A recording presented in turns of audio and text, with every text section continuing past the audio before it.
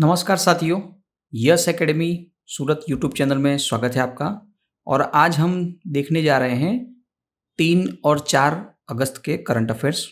और बहुत ही महत्वपूर्ण, बहुत ही इम्पोर्टेंट जो करंट अफेयर्स हैं हम वही दे रहे हैं जो एग्ज़ाम में सीधे सीधे पूछे जाएंगे। तो आइए शुरू करते हैं। महात्मा गांधी की प्रतिमा का अनावरण कहाँ पर और किसने किया? तो हमारे विदेश मंत्री हैं एस जयशंकर ने किया है।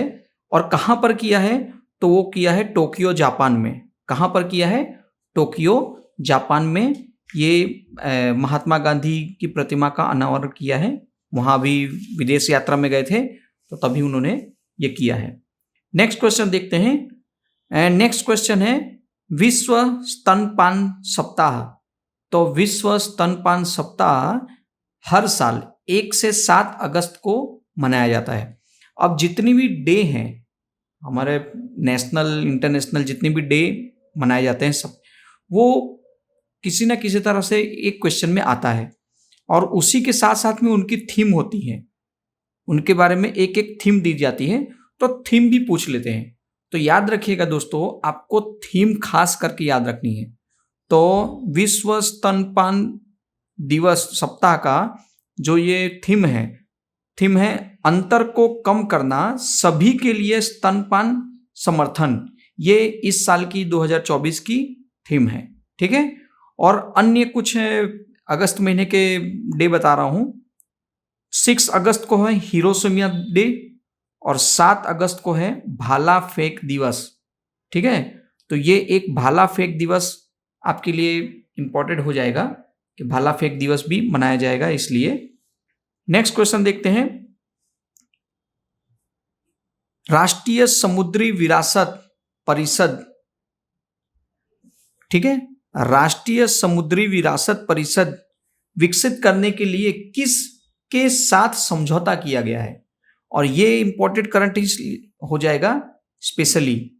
तो वियतनाम के साथ में ये किया गया है। और कहां पर हो रहा है? तो लोथल गुजरात। याद रखिएगा, लोथल गुजरात में भारत सरकार द्वारा ये निर्माण होगा। भारत सरकार के साथ ही संधि हुई है वियतनाम और भारत सरकार की। और ये लोथल गुजरात में इसकी जमीन आवंटन हो गई है और वहीं पे ये स्थापित होने वाला है। ठीक है, ये याद रखिएगा। अब इसमें कुछ इंपॉर्टेंट पॉइंट है वो हम देख लेते हैं। तो वियतनाम की राजधानी क्या है? तो हनोई। वियतनाम की राजधानी जो है वो हनोई है। आप लोथल के बारे में सभी जानते हैं कि हड़प्पा सभ्यता का सबसे महत्वपूर्ण केंद्र है ये, जो भोगांव नदी के किनारे गुजरात में बसा है। और लोथल हड़प्पा सभ्यता का एक बंदरगाह भी है, बहुत ही महत्वपूर्ण। हड़प्पा की खोज जो है वो दयाराम साहनी जो खोज करता था 1921 में उन्होंने की थी। और हड़प्पा सभ्यता को हम आदि ऐतिहासिक कांस्य युगीन सभ्यता भी कहते हैं। आदि ऐतिहासिक या तो कांस्य युगीन सभ्यता भी हम कहते हैं, याद रखिएगा। ठीक है दोस्तों, नेक्स्ट क्वेश्चन देखते हैं। WTO की 2023 रिपोर्ट के अनुसार वैश्विक कृषि निर्माण में भारत का स्थान क्या है? यहां पूछा गया है भारत का स्थान क्या है, किसमें? WTO 2023 में, वर्ल्ड ट्रेड ऑर्गेनाइजेशन में। एग्रीकल्चर में भारत जो एग्रीकल्चर कृषि में पैदावार हो रही है तो उसका कितना निकास कर रहा है, एक्सपोर्ट कर रहा है, तो उसमें भारत का स्थान है 8वां। याद रखिए, भारत का स्थान है 8वां, जिसमें फर्स्ट कंट्री है यूरोपियन प्लस संघ, मतलब यूरोपियन संघ EU। ठीक है। और सेकंड नंबर पर है USA। 8वें नंबर पर भारत आता है, ये याद रखिएगा। और WTO के बारे में कुछ महत्वपूर्ण जानकारी हम बता देते हैं। तो WTO के बारे में जानिए। पहले ये GATT, याद रखिए, पहले ये GATT नाम से जाना जाता था। ठीक है। 1995 में, कब? 1 जनवरी 1995 को WTO वर्ल्ड ट्रेड ऑर्गेनाइजेशन की स्थापना हो गई उस दिन। ठीक है, मतलब ये GATT नाम को बदलकर WTO वर्ल्ड ट्रेड ऑर्गेनाइजेशन कर दिया गया। कब से? 1 जनवरी 1995 से। ये स्टैटिक पार्ट है इसका। इसका हेडक्वार्टर कहाँ है? हेडक्वार्टर है जिनेवा। आप सभी को पता है जिनेवा कहाँ पर है, ठीक है। स्थापना, तो जब ये स्थापना की थी तो किसके द्वारा की गई थी? तो मास्टिच संधि द्वारा स्थापना जो हुई थी, एक संधि हुई थी, उस संधि के द्वारा ये हुई थी 1994 में। मास्टिच संधि द्वारा ये इसकी स्थापना हुई थी। और आज के समय में कुल कितने देश हैं सदस्य में? तो 164 सदस्य हैं। और अगर आपसे एक एक्स्ट्रा सवाल पूछ लिया जाए कि इसमें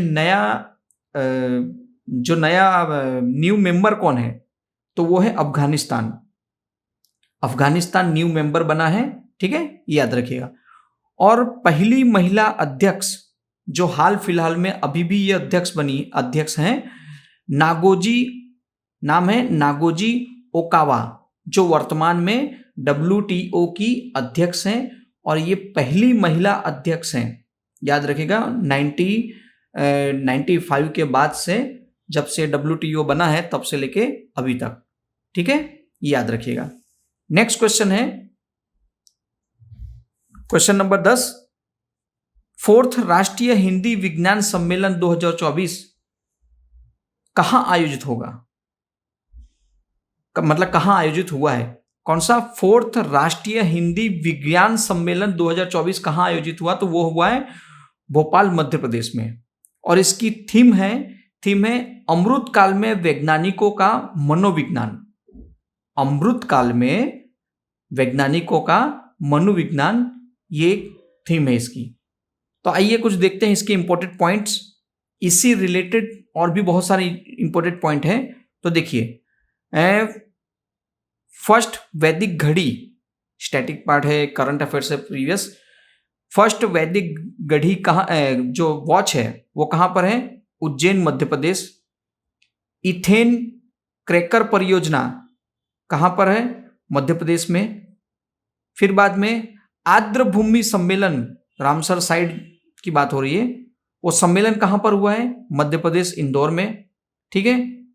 लोकपथ ऐप जो है वो किसका है? तो मध्य प्रदेश सरकार का लोकपथ ऐप है, मध्य प्रदेश सरकार का। फिर राष्ट्रीय हिंदी दिवस, हम राष्ट्रीय हिंदी दिवस कब मनाते हैं? राष्ट्रीय हिंदी दिवस 14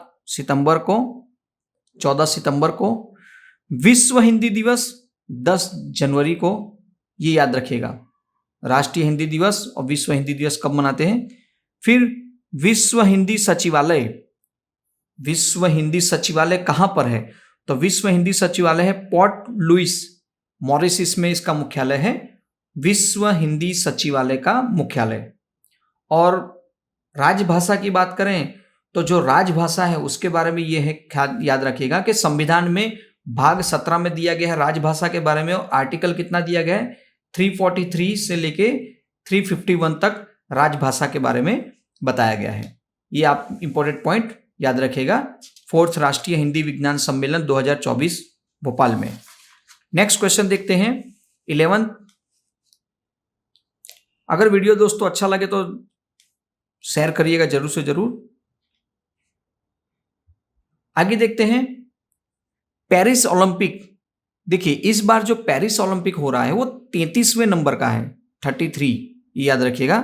पेरिस ओलंपिक जो है 33 नंबर का है। तो पेरिस ओलंपिक 2024 में टेनिस में पुरुष एकल, क्या बोला गया है? टेनिस में पुरुष एकल ने स्वर्ण पदक, क्या बोला जाए, स्वर्ण पदक किसने जीता? तो वो है नोवाक जोकोविच, जो सर्बिया के हैं, इन्होंने गोल्ड जीता है। इसी के साथ साथ में महिला गोल्ड किसने जीता है? तो झैंग किनवेन ने, जो चीन की है, उन्होंने गोल्ड जीता है। तो एक ये याद रखिएगा, पेरिस ओलंपिक जो 33वां नंबर का है, टेनिस पुरुष एकल किसने जीता, ठीक है।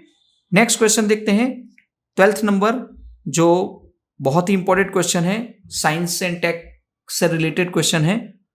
नासा ने ISS का मतलब अंतरराष्ट्रीय स्पेस सेंटर के लिए अपने XOM-4, क्या नाम है, XOM-4 मिशन के लिए किसे चुना है? तो यह जो मिशन है, इस मिशन में 4 लोगों को अंतरिक्ष में जाना है। ठीक है, उन 4 लोगों में से 2 लोगों का जो नाम है वो भारतीयों का नाम है, शुभांशु शुक्ला और प्रशांत बालकृष्ण। ये 2 नाम याद रखिएगा अभी। ठीक है, ये एक्स ओम जो 4 मिशन जाने वाला है, ये भारत की मदद कौन कर रहा है? नासा कर रहा है। तो इसमें 2 लोगों को व्यक्तियों का चयन हो गया है जिनको ट्रेनिंग दिया जाएगा नासा में और उसके बाद में इन्हें भेजा जाएगा। तो कुल 4 लोग जाने वाले हैं, शुभांशु शुक्ला और प्रशांत बालकृष्ण, ये दोनों का नाम चयन हो गया है। इसरो की सहायता के लिए लॉन्च किया गया है ये ओम X4। ठीक है, और ओम X4 की जो हेड है, तो ओम X4 की जो हेड है वो पैगी विक्टरसन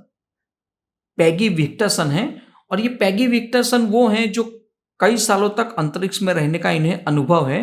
तो ये एक्स ओम 4 की हेड बनी है, ये याद रखिएगा। ठीक है दोस्तों, अब इसमें एक इंपॉर्टेंट पॉइंट हम ले लिए हैं, गगनयान। आप सभी जानते हैं गगनयान के बारे में। तो गगनयान जो है वो लॉन्च होने वाला है, किया जाएगा। 4 भारतीय जो स्पेस में जाने वाले हैं उसके बारे में है। तो 4 भारतीयों का नाम है सुभाष शुक्ला, प्रशांत बालकृष्णा, अंगद प्रताप और अजीत कृष्णन। ये गगनयान में 4 लोगों को भेजा जाएगा, जो भारत का पहला, क्या बोला जा रहा है, भारत का पहला मानव युक्त स्पेस मिशन है। ठीक है, भारत का फर्स्ट है जिसमें रॉबोट की जगह 4 मनुष्य जाने वाले हैं, इंसान। वो चारों के 4 नाम हैं, इसलिए ये एक इंपॉर्टेंट हो जा रहा है आने वाली परीक्षाओं में। ठीक है दोस्तों, तो अगर वीडियो अच्छा लगा है तो दोस्तों को जरूर से शेयर करिएगा। नमस्कार।